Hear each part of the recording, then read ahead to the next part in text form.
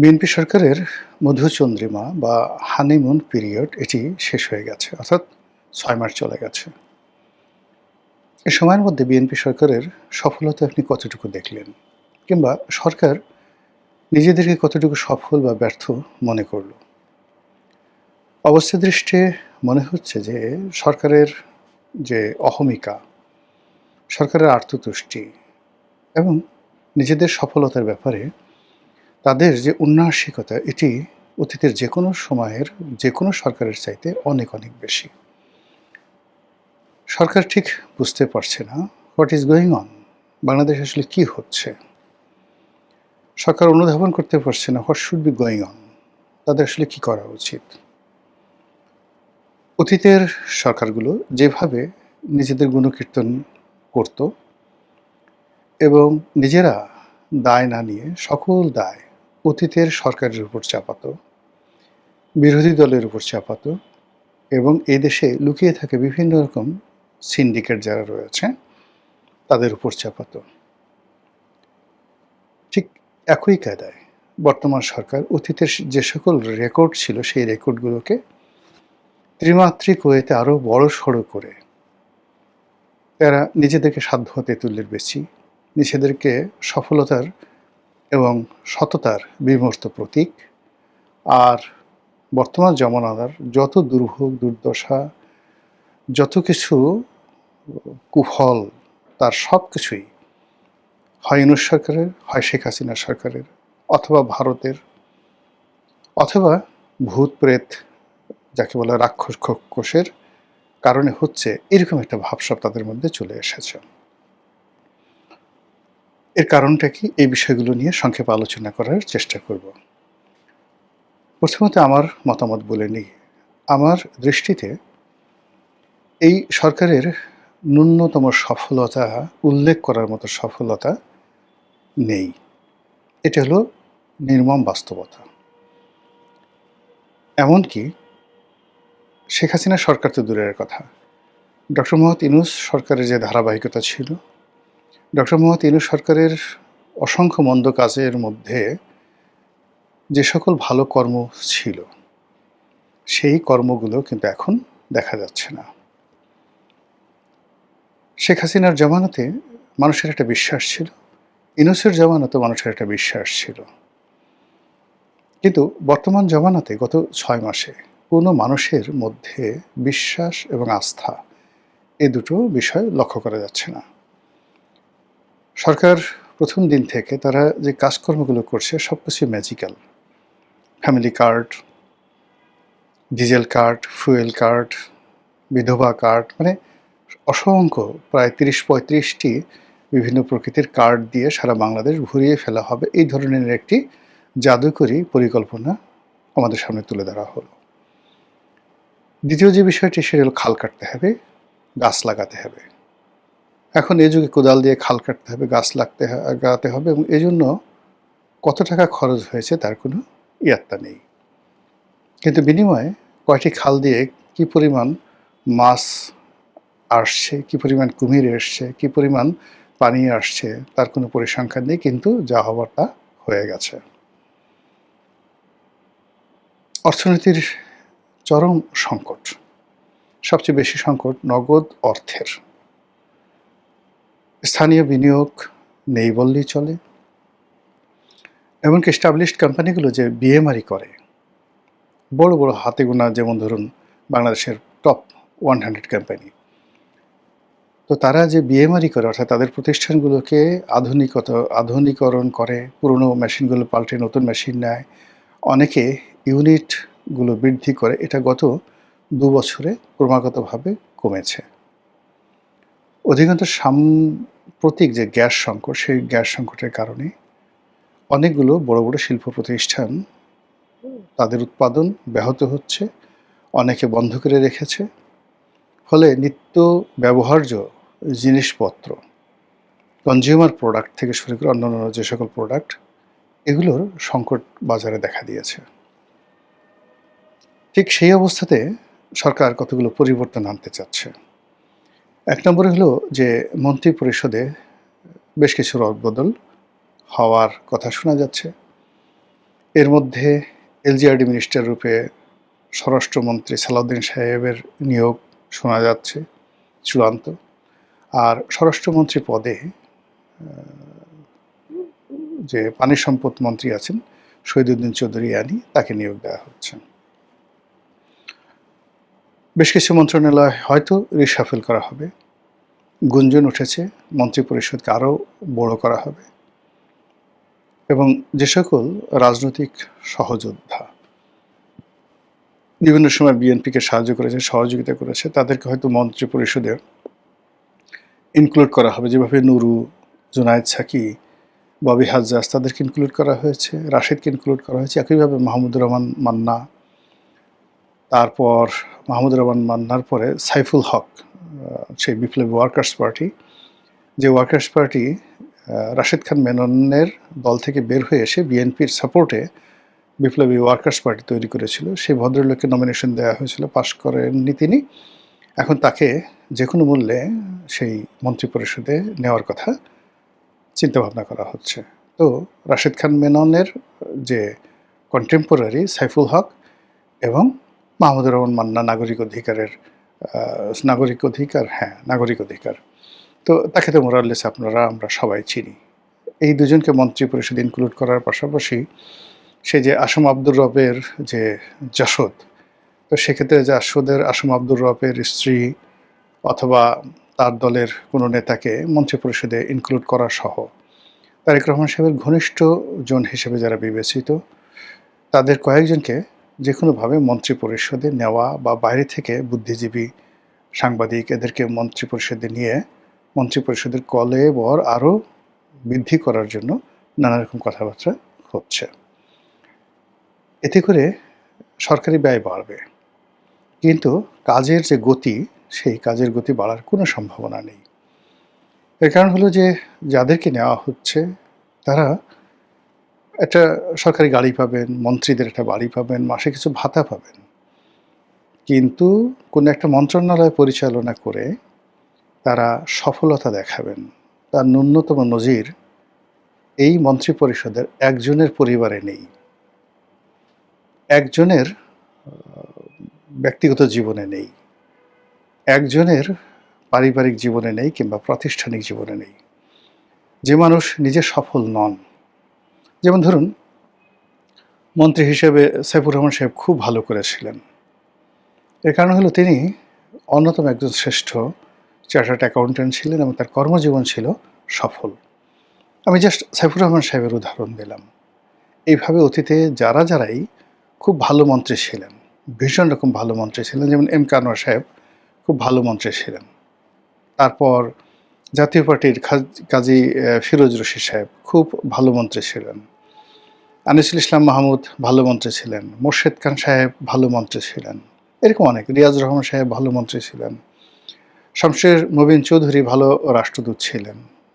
তো তারা সবাই ব্যক্তিগত জীবনে, ছাত্র জীবনে, কর্মজীবনে, সামাজিক জীবনে অসাধারণ সফল ছিলেন।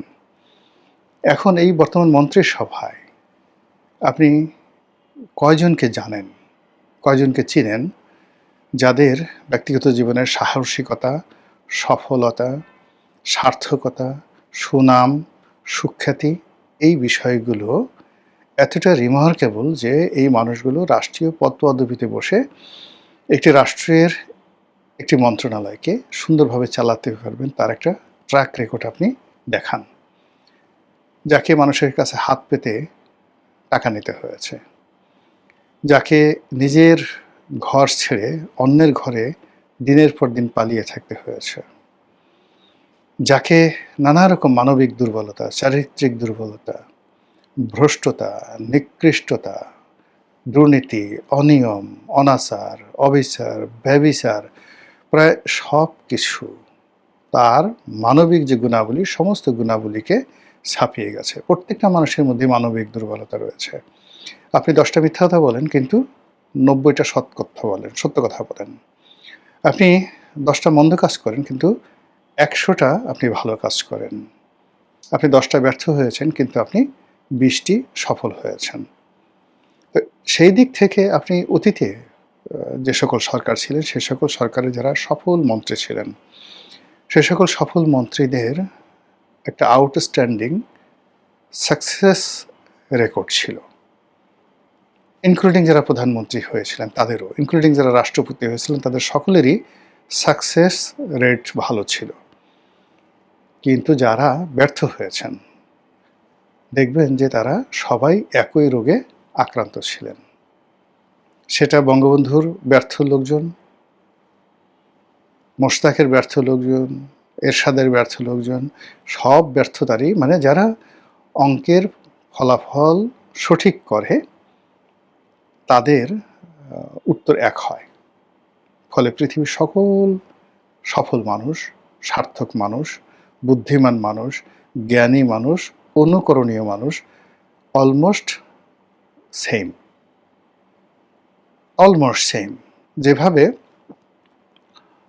বিল ক্লিন্টন সফল হয়েছেন, একেবারে হুবহু একইভাবে মাহাথির মোহাম্মদ সফল হয়েছেন। যেভাবে মাহাথির মোহাম্মদ সফল হয়েছেন ওভাবেই দেং জিয়াওপিং সফল হয়েছেন। দেং জিয়াওপিং যেভাবে সফল হয়েছেন একইভাবে সিঙ্গাপুরের লি কুয়ান সফল হয়েছেন। লি কুয়ান যেভাবে সফল হয়েছেন একইভাবে গামাল আবদেল নাসের সফল হয়েছেন। আর যদি আপনি ব্যর্থতার কথা ধরেন তাহলে পৃথিবীর হাজার হাজার ব্যর্থ মানুষ, অত্যাচারী মানুষ, পরাজিত মানুষ, উচ্ছেদকৃত মানুষ, নিন্দিত মানুষ সবগুলো সেম ক্যারেক্টারিস্টিক্স, সেম পরিণতি, সেম কর্ম, সেম লেখাপড়া, সেম জিনিস। তার প্রেক্ষিতে আপনি এখন বর্তমান জমানাতে যারা মন্ত্রী আছেন, যারা এমপি হয়েছেন তাদের মধ্যে এই রাষ্ট্রে পরিবর্তন করার জন্য, এই রাষ্ট্রকে সুপথে পরিচালনা করার জন্য আপনি কয়জনকে দেখতে পাচ্ছেন? যে লোক নিজেই সকাল বিকাল অন্ধকারের মধ্যে পড়ে যায়, যেই লোক নিজের প্রতি যার ন্যূনতম সংযম বোধ নেই, যেই লোক তার নিজের যে পঞ্চ ইন্দ্রিয়, সেই পঞ্চ ইন্দ্রিয়র ওপর যার ন্যূনতম নিয়ন্ত্রণ নেই, সে মানুষ মন্ত্রণালয়ের একটি বড় চেয়ারে বসলে চুরি করবে, চামারি করবে, গুন্ডামি করবে, বদমাইশি করবে, রাষ্ট্রীয় অর্থ লোপাট করবে, জনগণের আমানত খেয়ানত করবে। এটাই স্বাভাবিক, এর বাইরে অন্য কোনো কিছু হবে না। যে ঘটনা মগধের রাজা বিম্বিসার কিংবা বিম্বিসারের পুত্র সেই অজাত শত্রুর ক্ষেত্রে ঘটেছে, ঠিক একই ঘটনা আইভান দ্য টেরিবলের জীবনে ঘটেছে। যে ঘটনা বিম্বিসারের জীবনে ঘটেছে সেই একই ঘটনা সেই যে কমোডাস, কুখ্যাত রোমান সম্রাট কমোডাস এবং মার্কাস অর্লিয়াসের ক্ষেত্রে ঘটেছে। কমোডাসের ক্ষেত্রে যে ঘটনাটা ঘটেছে, রোমান সম্রাট নিরো এবং তার মা অ্যাগ্রিপ্পিনা তাদের ক্ষেত্রে সেম ঘটনা ঘটেছে। কুসন্তান কখনো পিতামাতার নাম নেয় না, আর সুসন্তান সবসময় উঠতে বসতে পিতার নাম, মাতার নাম নেওয়ার সঙ্গে সঙ্গে অশ্রুসিক্ত হয়ে যায়। এটাই দুনিয়ার নিয়ম। তো সেই থেকে যেটা হচ্ছে যে আমাদের দেশে এখন যারা সরকার পরিচালনা করছে তারা যা কিছুই করছেন এটার একটা পরিণতি আছে। সেই পরিণতি আমরা কি দেখতে পাচ্ছি? আচ্ছা বলেন তো, আইন শৃঙ্খলার কেন উন্নতি হলো না? কেন মব এখন পর্যন্ত বন্ধ হলো না? চাঁদাবাজি, অন্যায়, অবিচার, এগুলোর কোনো সুরাহা কেন হচ্ছে না? কেন মানুষ সেই বুক ফুলিয়ে সমাজে চলতে পারছে না? ক্ষণে ক্ষণে কেন দীর্ঘশ্বাস শুরু হচ্ছে? বাংলার যে মধ্যবিত্ত সমাজ সেটি কেন শেষ হয়ে যাচ্ছে? নিত্য নতুন কোটিপতি কেন অর্থনীতিতে যুক্ত হচ্ছে?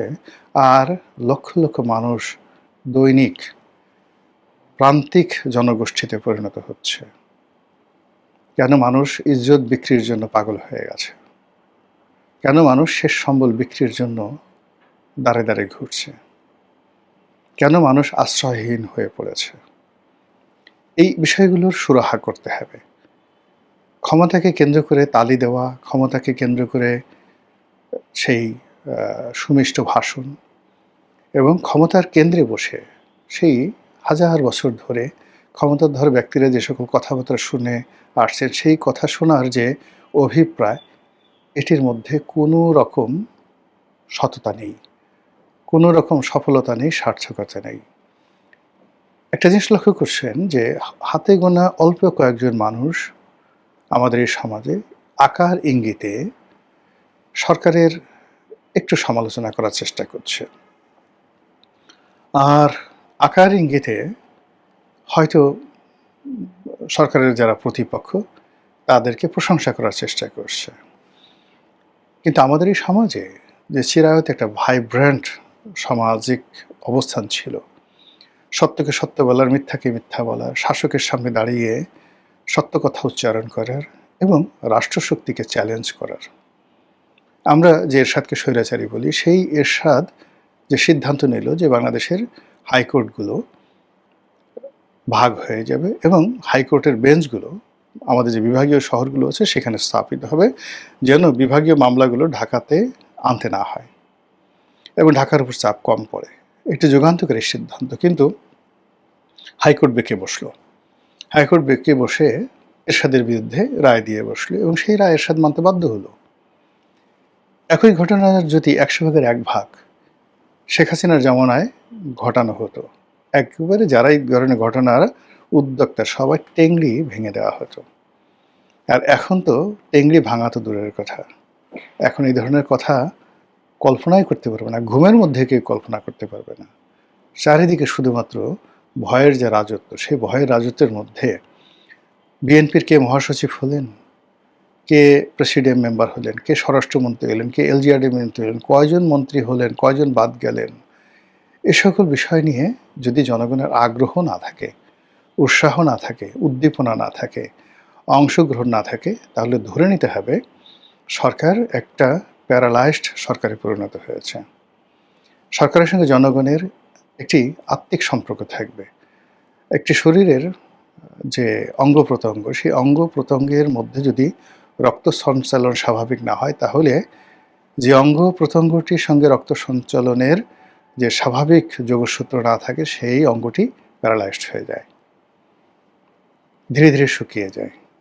সরকারের সাথেও জনগণের, সংবাদপত্রের, তারপর দেশি বিদেশি বিভিন্ন সাহায্যকারী বন্ধুর সকলের একটা সম্পর্ক থাকতে হবে এবং সেই সম্পর্কগুলো টনটন করে বাজবে। সবসময় সরকারের কথা শুনবে না, বিদ্রোহ করবে, বিপ্লব করবে, গালাগালি করবে, শুয়োর গলবে, চিৎকার করবে, সরকারের সাথে বসবে, সরকার পাগল হয়ে যাবে জনগণকে খুশি করার জন্য, রাজি করার জন্য। কিন্তু গত 6 মাসে একটা সিঙ্গেল নো এক্সপেকটেশন, যখন মানুষ আপনার কাছে কোনো কিছু আশা করবে না, চিৎকার করবে না, আপনার ব্যাপারে কোনো কিছু বলবে না, আপনাকে সবাই খরচের খাতায় ফেলে দিয়েছে, এটি হলো স্বাভাবিক। একদম আপনার কাছে না, এর কাছে দিতে পারবে না, এর কাছে চাওয়াটা ঠিক হবে না, দেবে না, এর সাথে আমার কোনো সম্পর্ক নেই, তখনই মানুষ বিমুখ হয়ে যায়, মানুষ মুখ ফিরিয়ে নেয়। এখন এই সরকারের সাথে জনগণের যে আকাঙ্ক্ষা, এক্সপেকটেশন, সেই এক্সপেকটেশনের জায়গাটা কোথায় গিয়ে ঠেকেছে, যদি সরকার সেটা বুঝতে পারে, হয়তো 180 ডিগ্রি অ্যাঙ্গেলে তারা আবার নতুন করে শুরু করতে পারবে। কিন্তু যে ধারায় তারা গত 6 মাস ধরে চালিয়ে আসছে, সেই ধারা যদি অব্যাহত থাকে, জনগণের সঙ্গে, রাষ্ট্রের সঙ্গে, রাষ্ট্রযন্ত্রের সঙ্গে, দেশের সঙ্গে তাদের দূরত্ব বাড়তেই থাকবে। মহান আল্লাহ আমাদের সবাইকে হেদায়েত দান করুন এবং হেফাজত করুন। আসসালামু আলাইকুম ওয়া রাহমাতুল্লাহি ওয়া বারাকাতুহু।